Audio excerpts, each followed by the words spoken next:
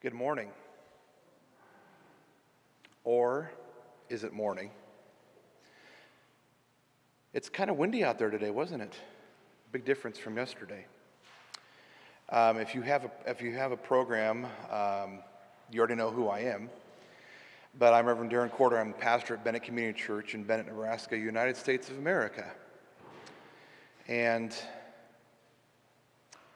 you will, as you walked in, if you didn't trip over them, you saw all these names. And at the end of 2023, these are all the names of people that have been recorded since 1971 that have been missing in the state of Nebraska. It does not include this year. That's a lot of people. And until this end of this last year, 2023, I didn't know much about missing people or missing persons. And it's a lot. Not only is it a lot of people, but all of you have been affected by someone that you've loved that's gone missing. And it's changed your life. It's changed my life. And so we come, and I am so honored and blessed that this is now an official day in the state of Nebraska. Even though, honestly, we wish it never would be. But here we are. And we're going to care for one another. We're going to support one another. And so we're going to recognize this day and recognize all those that are missing. And also those who were missing, because their families are still hurting and struggling. So as we begin this morning with the sun shining down upon us, will you please gather with me in prayer?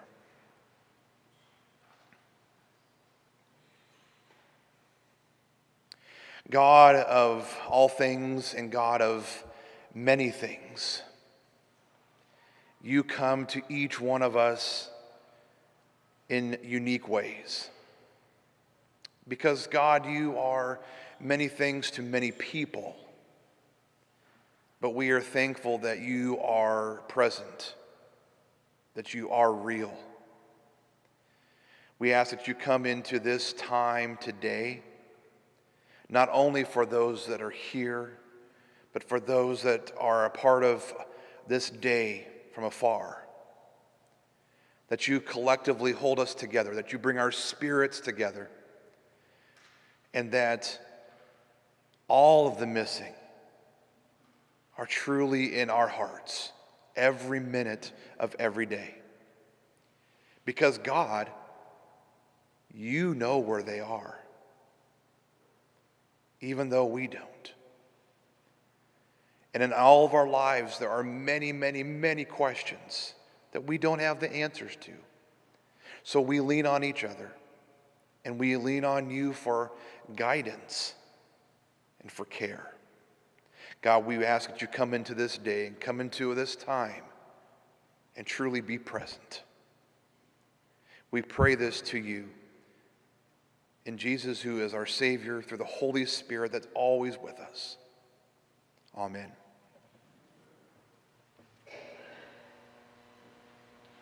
There is a microphone right here, so if you're able to not mess with it too much, I know that the media would appreciate that. Thank you.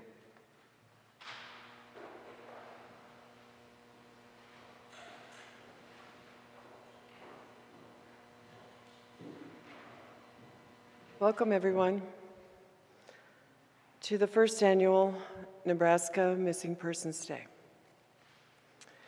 My purpose in this moment is to be prepared, but I'm not.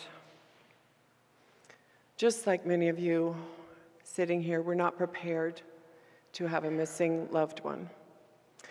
And by the way, that's not part of my speech. That's real. I did not write that down. I just feel so unprepared to do this and to be here. Even though 24 years have passed. But I do want to start by thanking people, because I don't want to forget to thank.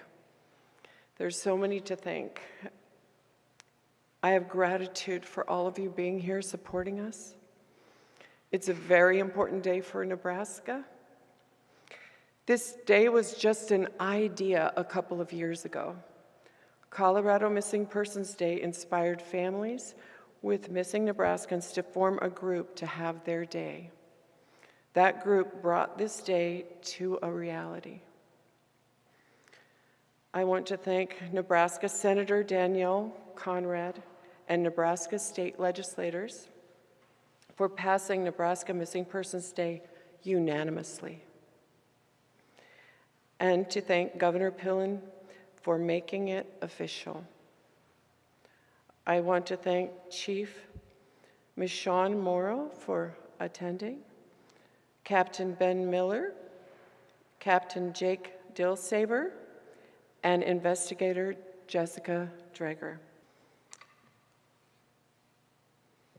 I would like to invite the family of Marilyn Alexander to come.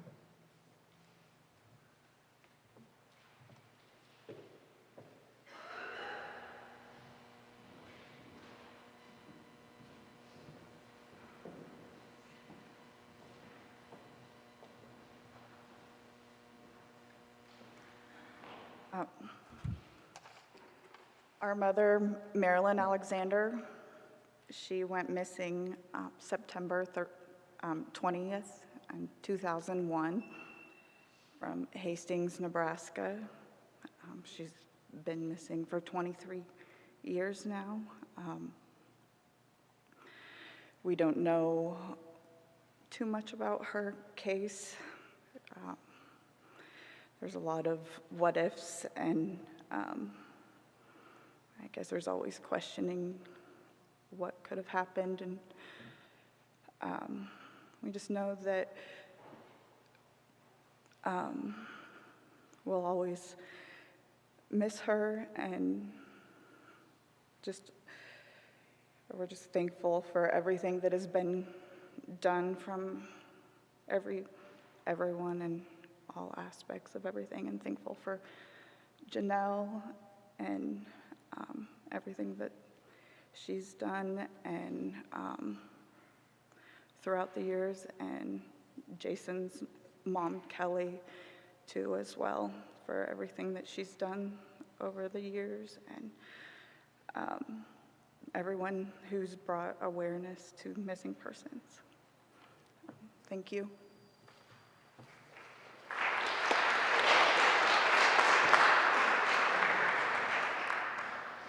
Representative for Chance Englebert.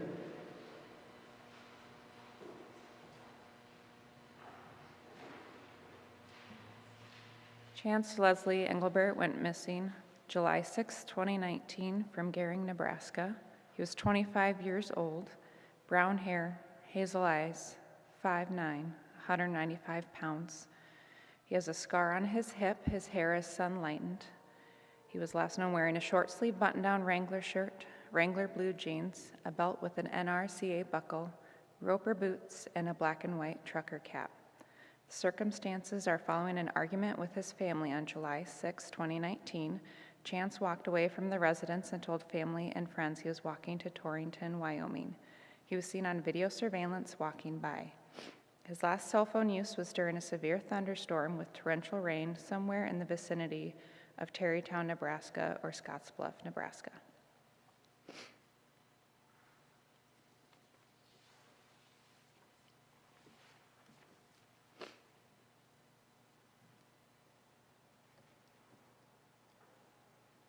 Representative for Tyler Goodrich.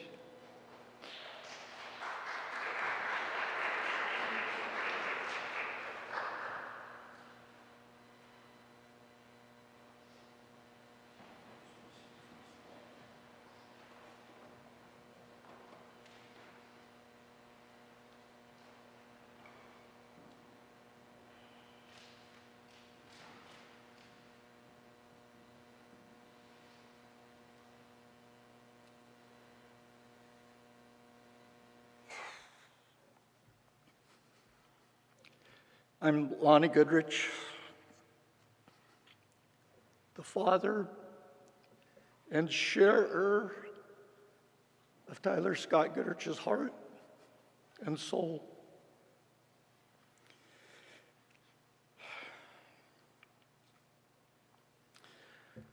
Tyler went missing November 3rd, 2023 from Lincoln, Nebraska. You know, I was kind of find a little delight in his description, because when they say hair color red, they left off flecking with gray at 35. He wasn't real proud of that. 6'1", 185 pounds. He went missing November 3rd. Identifying characteristics: he has a cross and a serenity prayer tattooed to the left side of his rib cage. He also has tattoos of a large blue flower on the outside of his right calf and shin.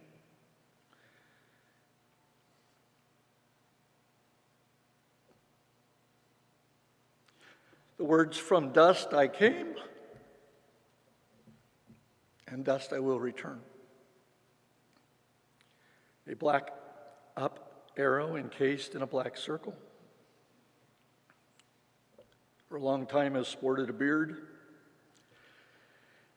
and grew his hair out in his last years.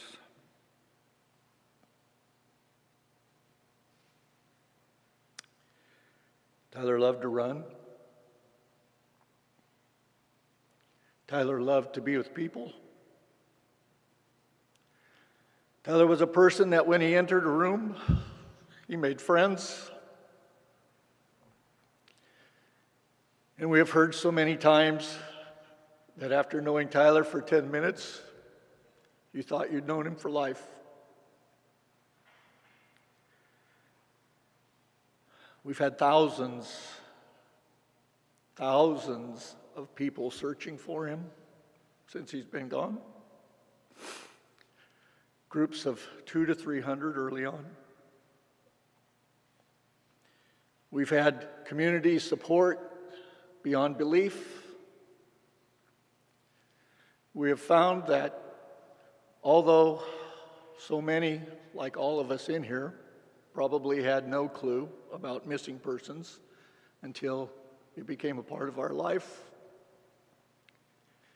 we also had no clue as to how many people would reach out and share love and care. 36,000 followers on his Facebook page, the missing persons page for Tyler, that are just as equally invested in bringing him home as the family is. The business response, just the love from everyone. As a dad, you never expect something like this to happen, especially when they're 35. We think they're on their own and can finish life. Everyone needs to know it happens to all ages. We need to learn to educate. We need to educate everyone out there of the possibilities.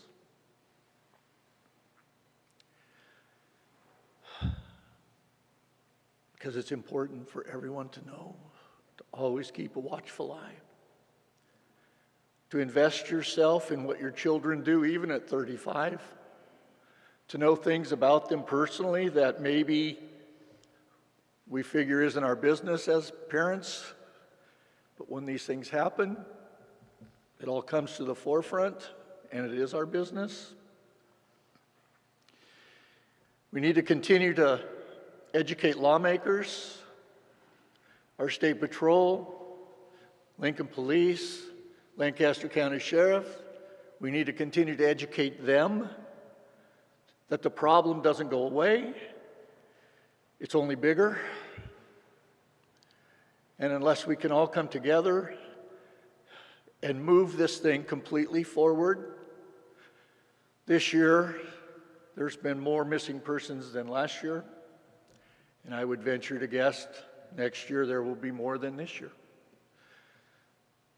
So if we don't stand up, if we don't use our voices, if we don't walk,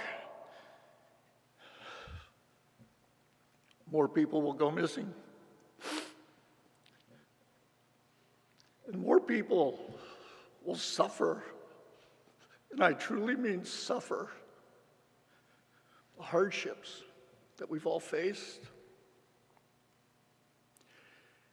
And I know I've gone over my time, but I will just end with this.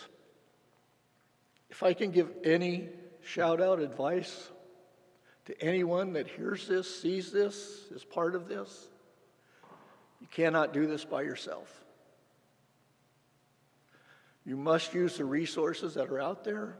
You must find them. You must use the people. You must use the communities. You must use your state. You must use those that have gone through this prior. And you must pull your family together and share the love and the memories and the hope of better days to come. Thank you.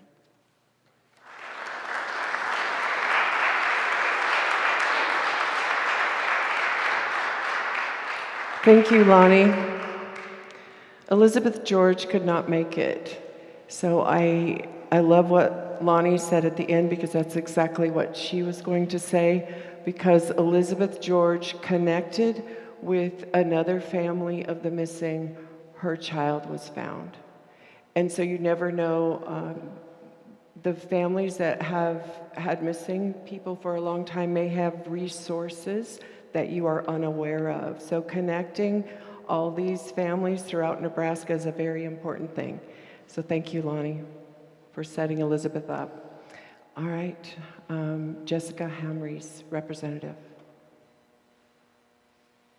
Jerica and Hamre went missing June 25th, 2024 from Lincoln, Nebraska.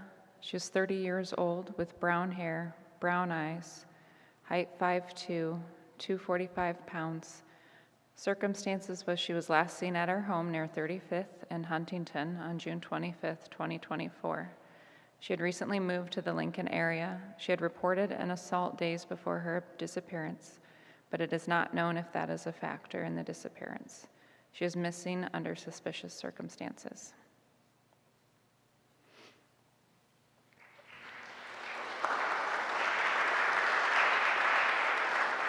Jason Jolkowski's representative.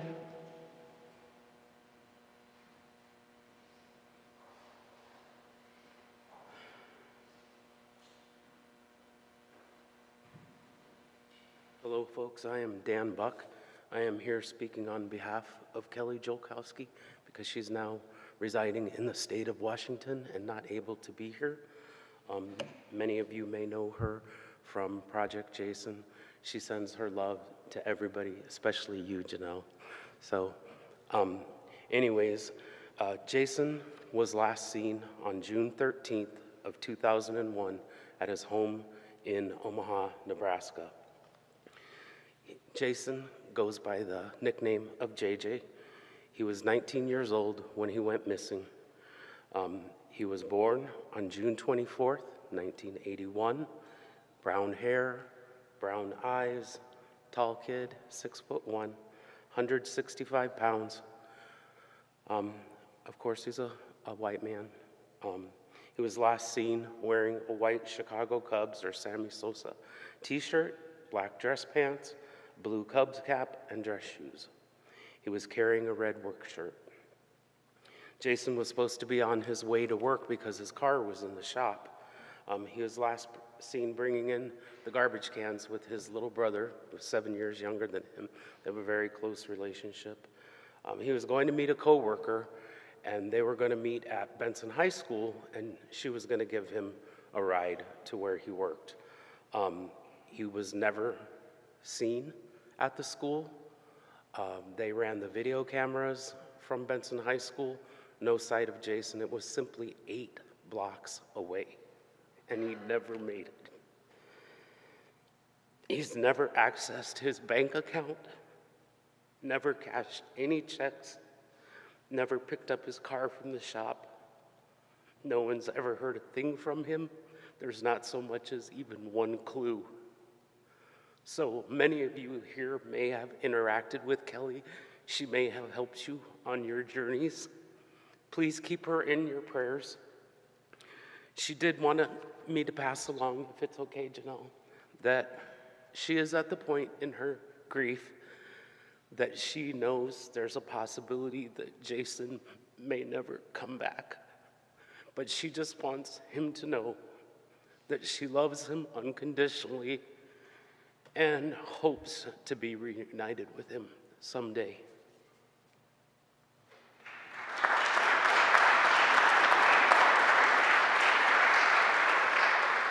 Representative of Christopher Loupin.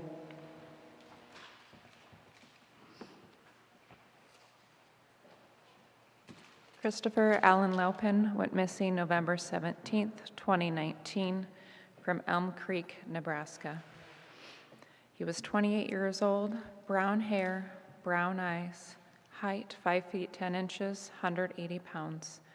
Identifying characteristics, he has scars on his left forearm and his right arm. He has a tattoo of a cross on his left upper arm. He was last seen wearing a white cutoff shirt, dark-colored shorts, and black and white shoes. Christopher was living in a camper with his father at the Four Seasons campgrounds in Elm Creek, Nebraska. On November 17, 2019, he was acting strange and was last seen leaving the camper at 1 a.m. He left his coat, wallet, and cell phone behind.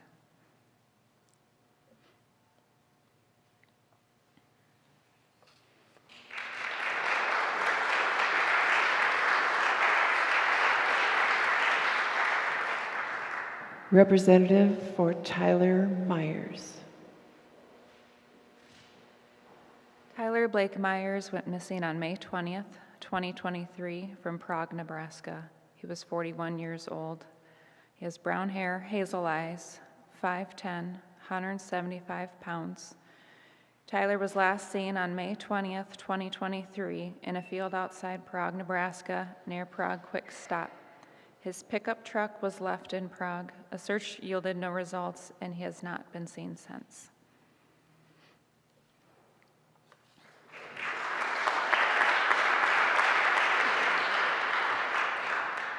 I would like to welcome Denise AllanHorvath. Denise came here all the way from the UK. Denise has traveled the world looking for her son for 35 years. This is the fourth time I've been in a location with her, the fourth location. That's how far and wide she's willing to search for her son. She is the definition of perseverance. Good morning. It is an honor to be here in Lincoln, Nebraska, the hometown of Gina, Regina Marie Nee-Rapp Voss, who tragically vanished without a trace in 2002, age 40, leaving her beloved children, siblings, parents, and family in limbo, still without answers to her demise. I would like to thank Governor Pillen, Senator Conrad, Jannel Rapp, founder of Gina for Missing Persons Foundation, and all those involved in their efforts to declare October 17th as Missing Persons Day in Nebraska, USA. My heart goes out to all who have loved ones missing in Nebraska, the USA, Canada, England, and around the world who are still searching for their lost, abducted, murdered, and missing. Perseverance is a word I would use to describe my journey. I know all too well the heartache of a missing child, pleading, begging for help from the Royal Canadian Mounted Kelowna Detachment via international long-distance telephone calls, being left in tears without dignity or assistance from the authorities in Canada and England.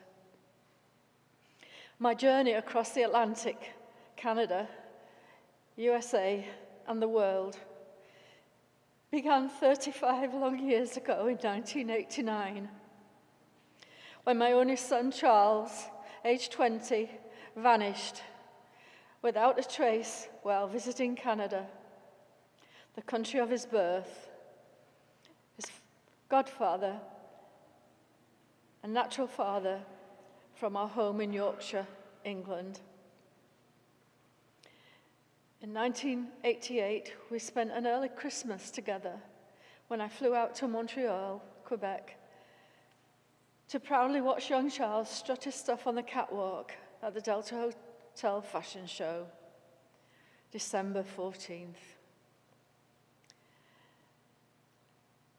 December 18th, Montreal Dorval Airport was the last time I held my 20-year-old son in my arms when we said our goodbyes. Charles's final communication was sent from Kelowna, British Columbia, Canada, by fax, May 11th, 1989. 1989, May 26th, the Royal Canadian Mounted Police Kelowna Detachment deemed was the last date Charles Carrollage John Horvath, Allan, was last seen alive. August 14th, 2022, the Royal Courts of Justice, Chancery Division, London, England, granted my application for a presumption of death certificate for my only son. When Charles's beloved Nana died in 2008, Cambridge, England, the Reverend prepared a place for Charles to be laid to rest one day alongside her. My search for young Charles continues, sadly without knowledge of his fate, but I persevere in the hope that one day I will bring my boy home. Thank you.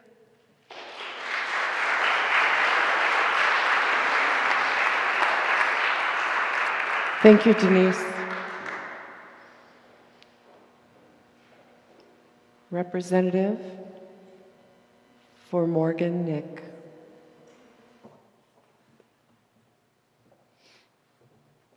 Morgan Nick's mother was supposed to be here to speak, but there was some evidence in Morgan's case that kept her home in Arkansas. Morgan Chantel Nick went missing June 9th, 1995, from Alma, Arkansas, at 7 years old. Blonde hair, blue eyes, 4 feet tall, 55 pounds. Identifying characteristics, Morgan has 5 visible silver caps on her molars. She has a protruding purple vein on the lower left side of her rib cage. She was wearing a green Girl Scout t-shirt, blue denim shorts, and white tennis shoes. Morgan's photo is shown aged to 31 years. She was abducted by an unknown white male while she was playing at a ballpark in Alma. The composite sketch at right portrays someone who may have come in contact with Morgan at the ballpark.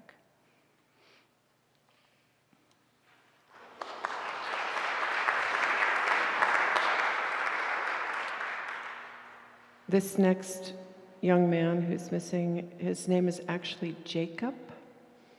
So it's wrong in the program. His father actually is on our committee. He helped us to make this day come to be. His son is missing from Colorado, and he lives in Texas, but he helped Nebraskans make this happen. Jacob Cameron Paddock-Weeks went missing February 2nd, 2019, from Indian Hills, Colorado. He was 27 years old. He goes by Jake. Blonde hair, blue eyes, 5 feet 8 inches, 140 pounds. For identifying characteristics, he has the following tattoos: Warrior on his right forearm, Colorado with mountains and the sun in the background on his left forearm, a spade with Love Life written on it on the left side of his abdomen, and a skull hiding a tire with wings and flames around it on his left calf. His eyebrow is pierced. He He was possibly wearing a blue hoodie, jeans, a baseball cap, and tennis shoes. The circumstances are someone fitting Jacob's description was seen walking away from his truck after hitting the inner guardrail on Highway 285 near Indian Hills, Colorado. His cell phone was left in the vehicle. The accident happened around 7:45 a.m. on Saturday, February 2nd, 2019. No one has heard from Jacob since before the accident. At the time he disappeared, he was living in his truck.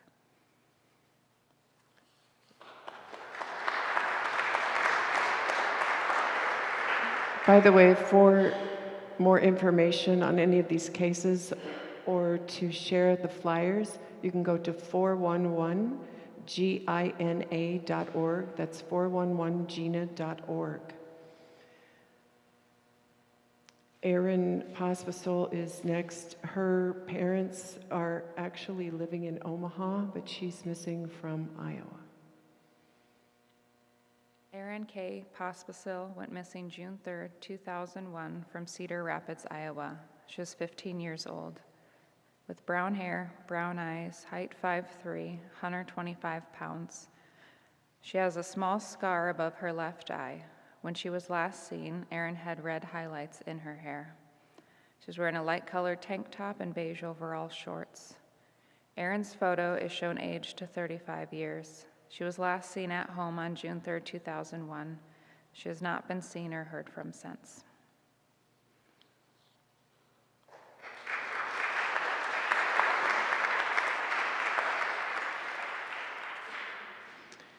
I would like to welcome Nancy Bird to the stage. Nancy Bird's husband, David Bird, she will tell you more about it, I'm sure, but he vanished in 2014, and I was in New Jersey preparing to do an event, and some of the organizers reached out to Nancy and invited her to the event, and that's how I know her. Nancy Bird. Thank you, Jannel. So 10 years ago, my husband, David Bird, was a Wall Street Journal reporter, liver transplant recipient, and a dedicated family man. And he went missing. And I consider us one of the lucky ones in that he was found. 14 months later, he was found deceased, but we knew where he was. We didn't know what happened, but we knew where he was. He was found 1.5 miles from our home. None of it made sense. And in that imaginable time that, sadly, so many of you know, that's when I met Jannel. One of her artists from the Squeaky Wheel tour contacted me, put me in touch with Jannel, and she was a lifeline ever since, still is. So when Jannel and her team reached out, told me they were celebrating, commemorating, honoring all of the missing for Nebraska's Missing Persons Day, I said, I'm there. I'll do whatever you want. I'm here. And finally, after decades of personal healing, I feel like the voice that Jannel gave me 10 years ago to speak out about my husband, to tell everybody that I knew, to do all the things that all of you are doing to find your loved ones, it's time for me to use my voice to help you. So I'm here on this journey with you as a messenger of hope.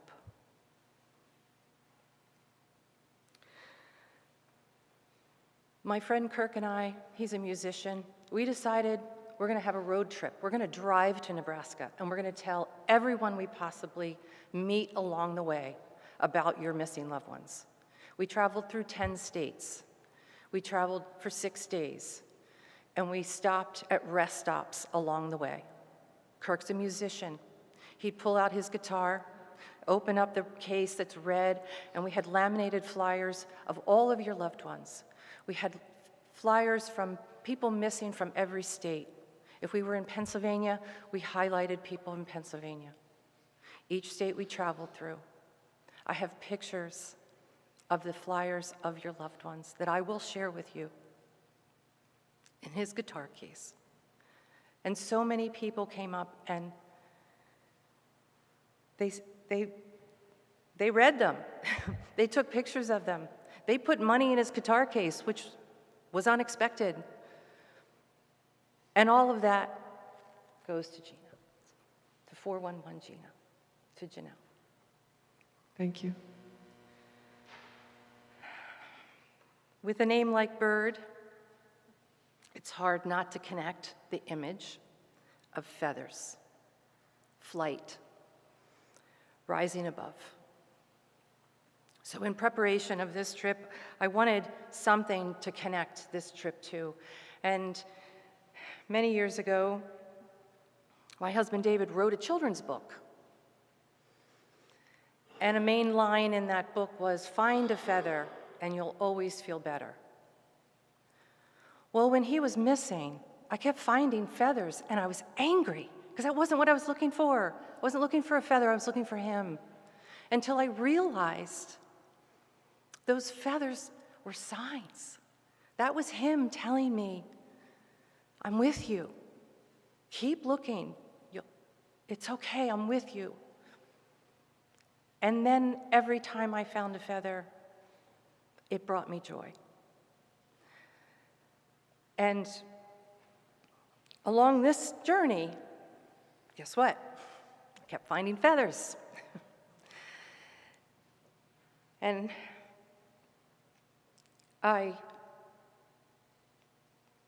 my kids got involved. They were 12 and 15 when he went missing. And I asked them, what can I do with Find a Feather and you'll always feel better? And my son said, just make that's your thing. Find a feather. That's what you go by.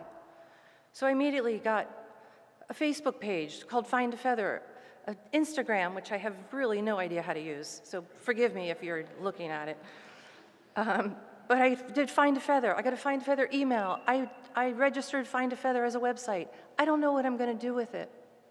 But I thank Jannel because I know it's time for me. It's time for me to do more to help you, and I'm ready. Because a feather does no harm. A feather doesn't hurt. It doesn't bite.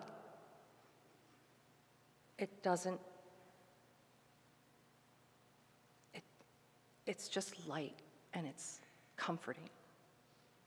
And its only purpose is to fly and rise above and to see our world from higher spaces. But a single feather can't fly alone. It takes many feathers to make wings, to soar above. And today, we are all feathers to rise each other up. Thank you. Thank you, Nancy.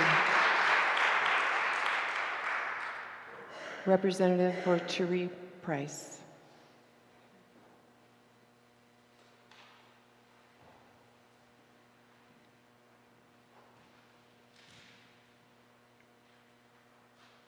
Tarie Latresa Price went missing June 11th, 2020 from Gretna, Nebraska. She was 8 years old.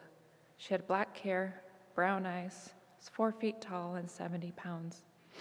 She has a scar on her thigh. She was wearing a pink bathing suit. Tarie was last seen at Schramm Park State Recreation Area along the Platte River. She was with her mother along a sandbar when the two became separated.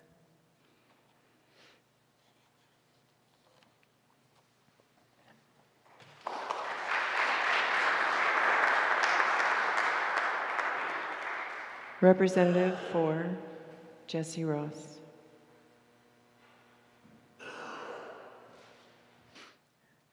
Jesse Warren Ross went missing November 21st, 2006 from Chicago, Illinois.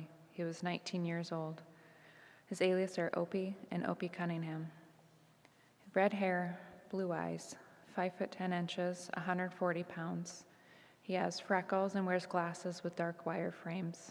He was wearing a white t-shirt, a green warm-up jacket, blue jeans, and black sneakers. Jesse's photo is shown aged to 30 years.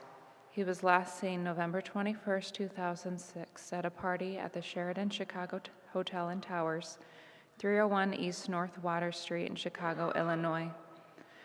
A student at the University of Missouri at Kansas City, Ross had been participating in a Student United Nations conference at the hotel. He never returned to his room at the Four Points Sheraton at 630 North Rush Street. He is believed to have disappeared about 2 a.m. He has never been seen again.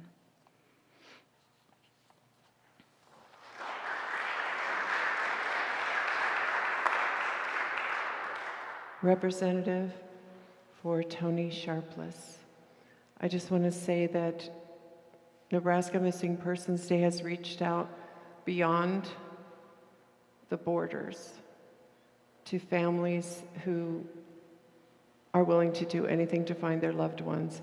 And not only that, some of these families have helped us organize this. They have donated, and everyone who is represented here from other states has helped in some way. And I just wanted to let you know why they're being represented on our day, because they share our day with us. They don't have a day. This is my daughter, Toni Sharpless. She went missing on August 23rd, 2009. She was 29 years old at the time. She has been missing for 15 years. She was last seen in Gladwin, Pennsylvania at a house party, and at 3 a.m. she left. She was driving her black 2002 Pontiac Grand Prix GT. The car was never seen or located, nor have we ever heard anything from her. There was no paper trails. We've had a lot of hits, but nothing confirmed. Thank you.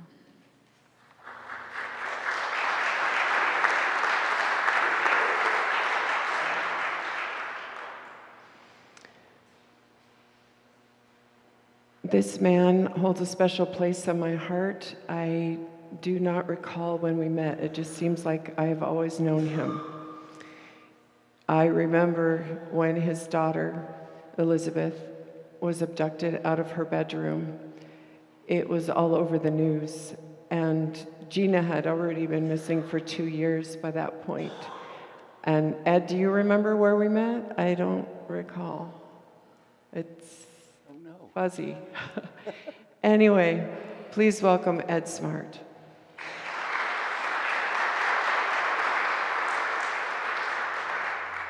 It's an honor to be here today with you to share in this important day. They have me down as the importance of awareness, and I can say a few things. One is that miracles do happen. Answers do happen.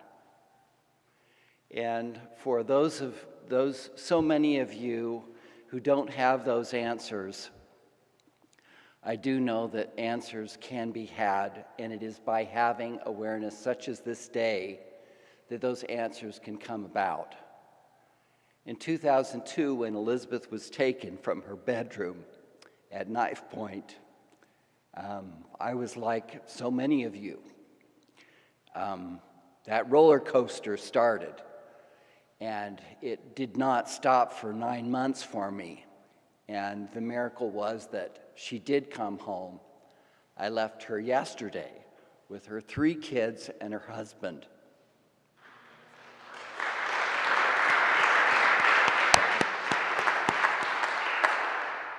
And her life is full and happy.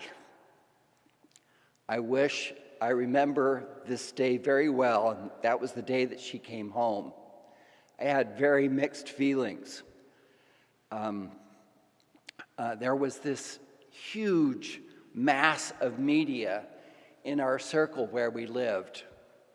And I had been out to one of the police departments where I'd been called to, and it was like another one of those calls that some of you have had. We found a body, we found bones, we found a number of different times those calls came in, and it put us on that roller coaster. And you have to brace yourself. You have to brace yourself because you don't know. You don't know if it's going to be another dead end.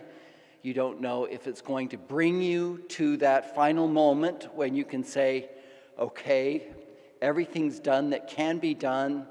At least I know where my child is, and I can, as the world does, move forward. That doesn't mean you ever forget that child. It doesn't mean that you ever forget the event, the trauma that occurred. And I've been amazed to learn more about trauma and these events and what they do to us physically. And as I was speaking with one of the mothers here today, she said, you can either collapse or you can move forward, you can survive. And that is what so many of you have done to be here today, to try to remember your child and to get those answers. Awareness is something that is so important. I know when Elizabeth was gone, what do we do as a parent? How do we keep our child that we don't know whether they're alive or not, alive in the media? And certainly by so many means, such as social media, which has become a lifeline for so many, but the importance of getting the information out there and keeping our child alive, keeping that story alive, to find those answers, because those answers don't just don't fall into our laps, unfortunately. As was said earlier, we wish we didn't even have to have one of these days, but the importance is that answers can come because of days like today. The day Elizabeth came home, I was a bawling wreck. I don't want to say a wrecking ball, but I was a wreck, and I was crying, and I was angry, and I had so many different feelings. I left Elizabeth with her mother as she went home, as she went to the hospital to be checked over, and I went home. I remember this massive media that I was telling you about that was in our circle. Come on, Ed, come on out and talk to us. And I remember taking steps down the stairs. I remembered one person in particular. That was this little girl, Morgan Nick. Her mother, Colleen, was one of the first people that I kind of connected with about what do you do to survive? How do you move forward? And as I came down the front steps of our home, I just thought to myself, how could I be so lucky to have my daughter come home? And I felt guilty. I felt guilty that all of these friends of the club that nobody wants to belong to, what wouldn't they do to trade my position today to have my daughter come home? And I saw her about 4 months after Elizabeth's return, and I said to her, Colleen, I felt so sorry, I felt so bad that I didn't connect with you, but I didn't know what to say. And she said, Ed, the fact that Elizabeth came home gave me hope. And as many of you have heard, a couple of weeks ago they announced that there was DNA evidence found in a person's car 30 years after the fact. 30 years, and answers are coming forward. So please stay out there. Keep the awareness alive, whatever that takes to do to get those answers, because they are there to be had.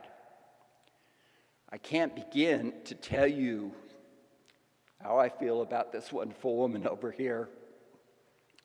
I've worked with her. We traveled across the United States one summer from Rochester, New York, to Los Angeles. I'm putting on press conferences with one of my dear friends here. I don't know if I ever found out why she came along, but she was there and she cared. And another friend back here that's shooting this conference. But the importance was that the awareness, the campaigns that we put on for our children, for our loved ones, do bring about answers. Jannel said to me, Ed, if this will just help bring one person home, this event today, it will be worth it. And absolutely, those answers are worth more than any gold could ever do. I appreciate being here with you today. I know that answers can be had. I love you dearly.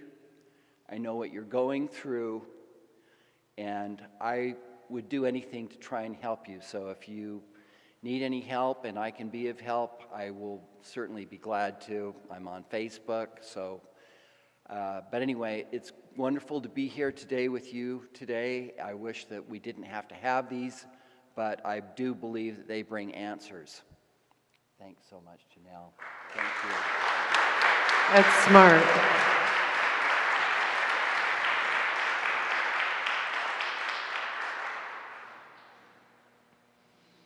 Tammy, Grabert, Csaszar.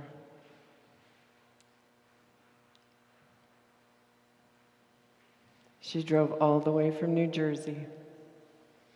Her story is so special, a movie could be made out of it.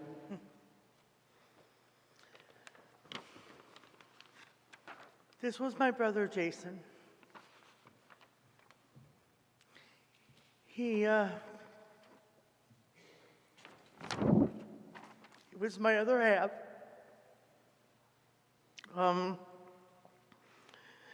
Jason went missing right after Christmas, 2009.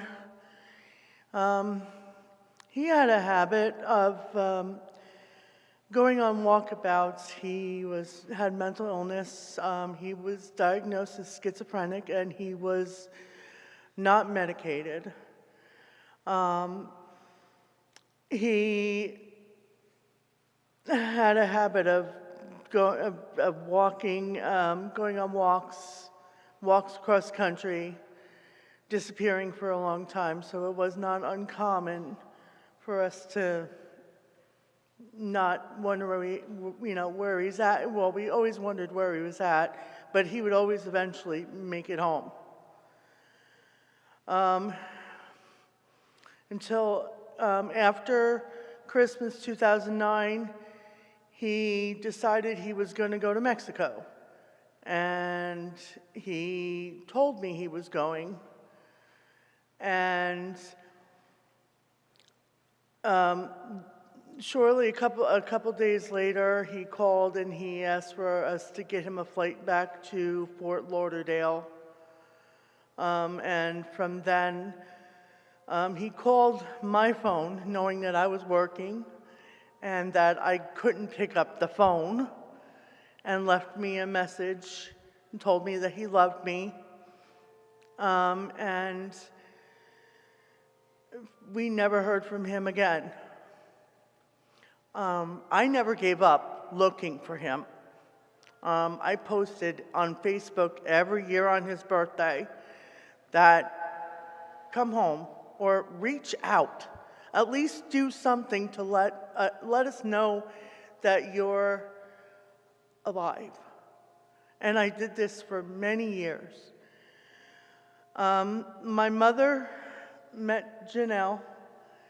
She ended up at the Squeaky Wheel Tour. Squeaky Wheel Tour. Thank you, I'm sorry.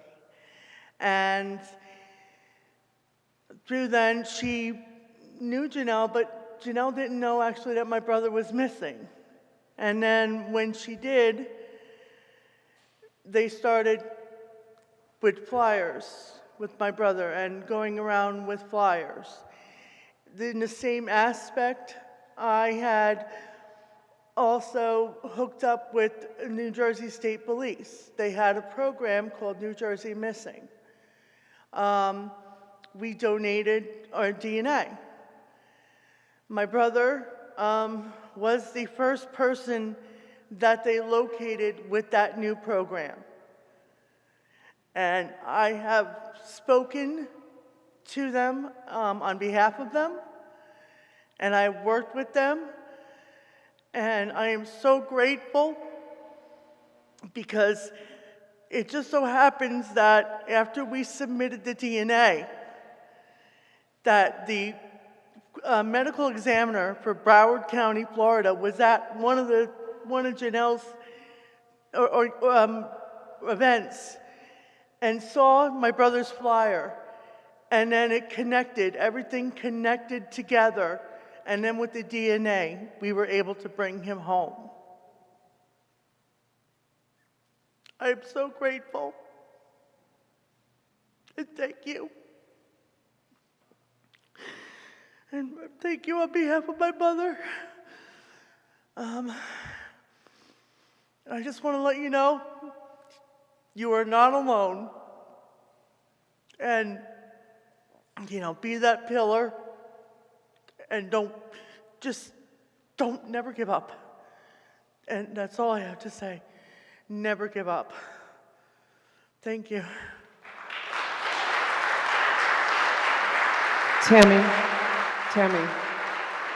Tammy, can you remain? I'm coming down there.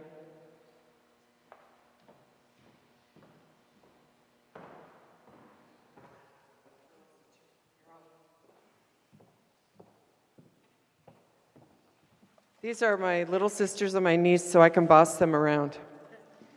Anyway, I need their help. The reason I wanted to keep Tammy up here, I'm going to try to hurry because we went a little long. So, Tammy, can you come over closer to me? Yay. Now I'm bossing her around. I'm bossing everyone around. So, New Jersey has been very good to the Squeaky Wheel Tour and to Gina. I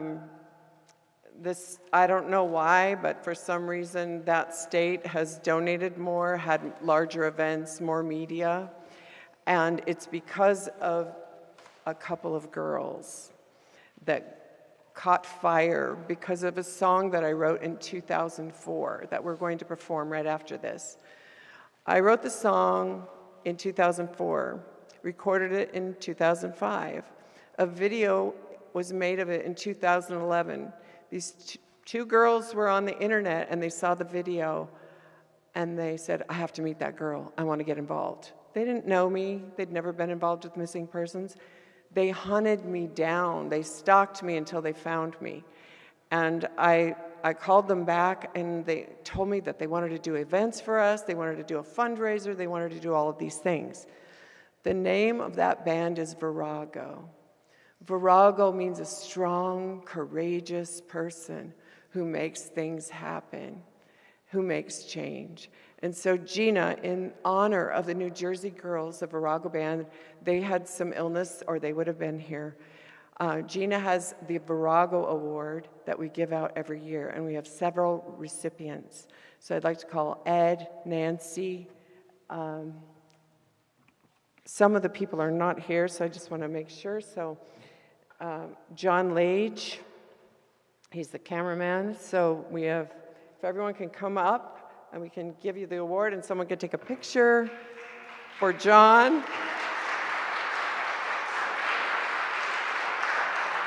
Yes. We have Reverend Corder and his wife, Philippa. Erin.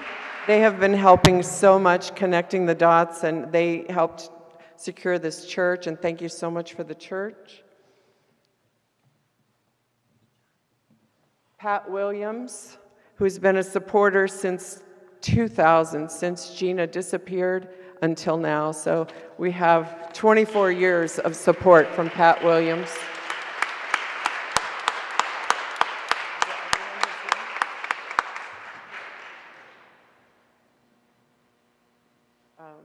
Anna Eckhart, are you here?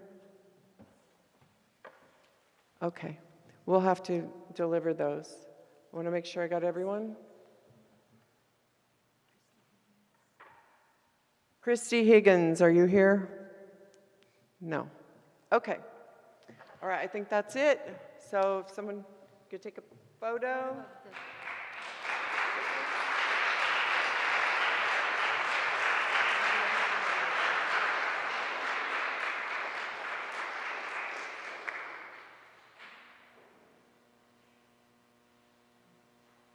Thank you, everyone, so much for all of your help. Thank you, thank you, thank you.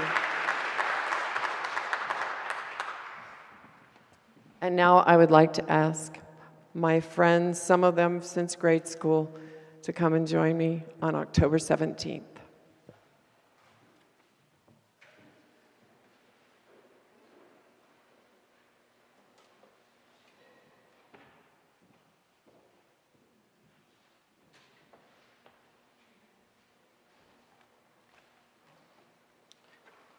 So in 2004, it rained in California, more than I'd ever seen it. My garage flooded about 4 or 5 times. And it finally stopped raining. It literally started raining on October 17th. It didn't stop until March or April. I'd never seen that before. And I went into the grocery store, and as I was checking out, the clerk said, "Aren't you glad the rain is finally gone?" And instantly, I got this song in my head because it had been raining since October 17th, the year before. And I'm writing the song as I'm walking out, and then I drive my car through the parking lot, and there's a trunk of a car slightly ajar, just like my sister's was. And I just lost it. And I got home, I left all my groceries to melt, and I just jumped on the piano, and October 17th became a song. And it's humbling that October 17th, the song, inspired by my sister's disappearance, brought someone home. It's just, it's humbling. October 17th.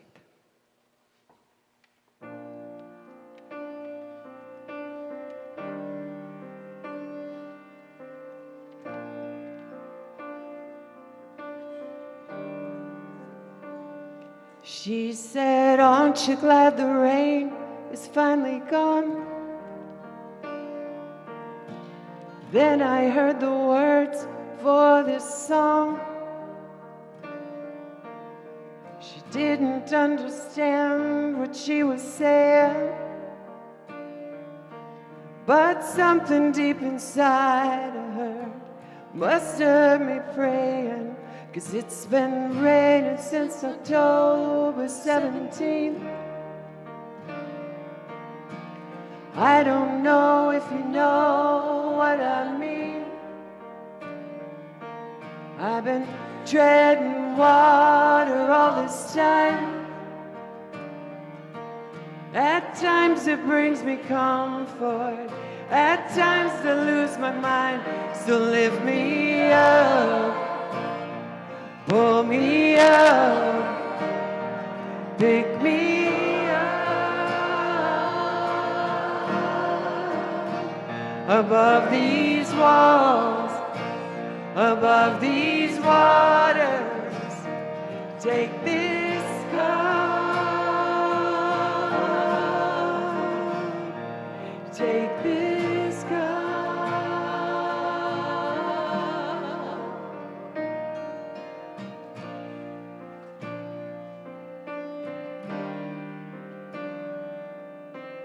Once the rain begins, it doesn't stop. All the power goes out with all the clocks. You find you're walking forward, standing still, 'cause someone took your life, someone has your will. So lift me up,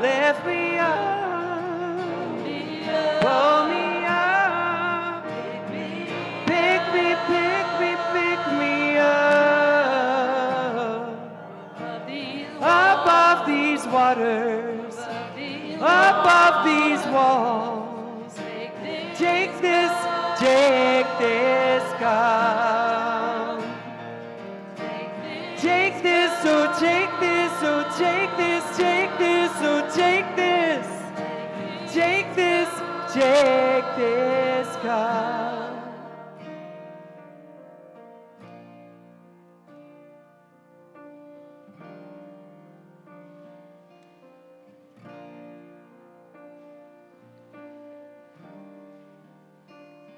Cause it's been raining since October 17th. It's been raining since September 21st. It's been raining since July 6th. It's been raining since November 3rd. It's been raining since June 25th. It's been raining since June 13th. It's been raining since November 17th. It's been raining since May 20th. It's been raining since August 89. It's been raining since June 9. It's been raining since February 2nd. It's been raining since June 3rd. It's been raining since June 11th. It's been raining since November 21st. It's been raining since August 23rd. It's been raining. It's been raining. It's been raining. It's been raining. It's been raining. It's been raining. It's been raining. Raining, raining. It's been raining, raining, raining, raining. It's been raining, raining, raining, raining, raining.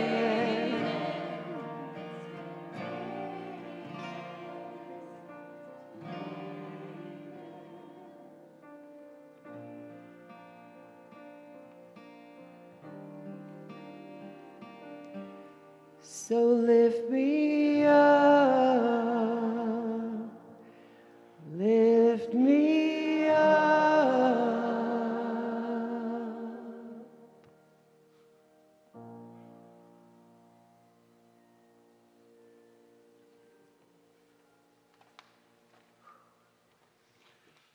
Thank you, everyone.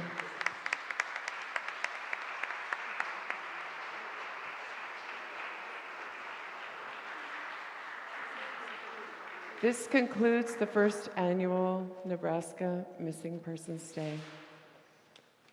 If you want to know what you can do, you can share a flyer on social media. You can go to 411gina.org, find a flyer, share it, because you never know which share is going to get to the right set of eyes. Thank you so much for your support. Thank you so much for being here. We love you all.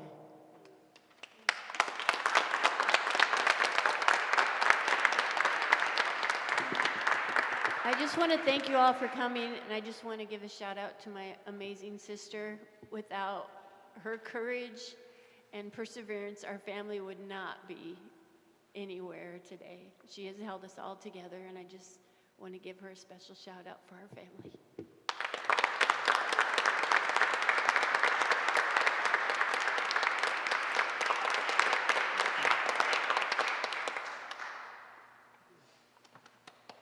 Thank you, girls and guys.